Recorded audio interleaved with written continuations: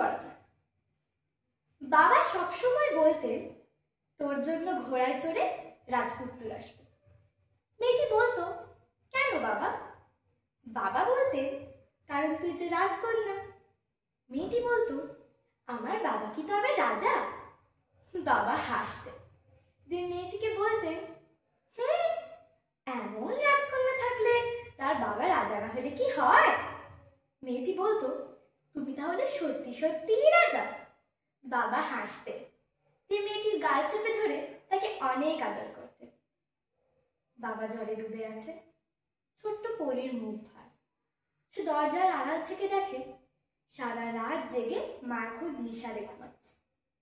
রাত জুড়ে কত কি, কপালে জলপট্টি অবধি। আচ্ছা, জলপট্টি দিলে কি হয়? জ্বর ভালো হয়ে যায়? পরী মেয়েটি বাবার গা ঘেঁষে দাঁড়ায়।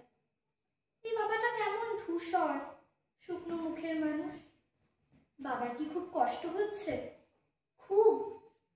পরী মেয়েটি তার চুলের ফিতে খুলে ফেলে, দিয়ে বেসিনের জলে ডুবিয়ে নিয়ে পরে বাবার মাথায় করিয়ে দেয়। বাবা চোখ মেলে তাকান, ঠিক সামনের আয়নায় তার চোখ, কপাল জুড়ে টুকটুকে লাল ফিতে। পরী মেয়েটি বড়দের মতো করে বলে রাজামশাইয়ের কি জ্বর তবে কমলো?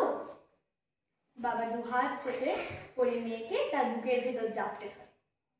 এমন রাজকন্যা থাকলে রাজা মহারাজাদের জ্বর না কমে যাবে কোথায়? বাবা মেয়েকে কোলে করে নিয়ে খেলে, বিড়ালের মতো করে ঘুম পাড়ান। তাকে নিয়ে সারা বাড়ি ছোটেন। তারপর অফিস, মিটিং, রোদ ঘাম, জলের দিন রাত্রি, বাজারের সৌদা, দ্রব্যমূল্যের ঊর্ধ্বগতি, তারপর হতাশায় ক্লান্তিতে গম্ভীর মুখে বাড়ি ফেরাও থাকে।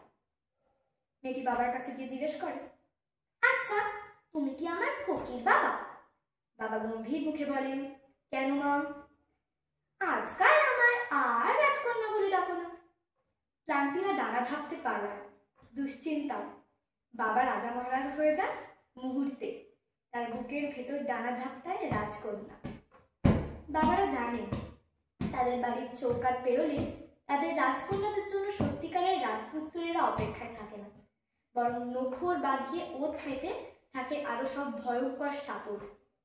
তাই হয়তো পৃথিবীর সব বাবাই তাদের রাজকন্যাদের বুকের ভেতর পুষে রাখতে চান আজীবন। তাই হয়তো আজকেও সব রাজকন্যাদের বুকের ভেতর ফিসফিসিয়ে বাজে I am a princess, not because I have a prince, but because my father is the only king.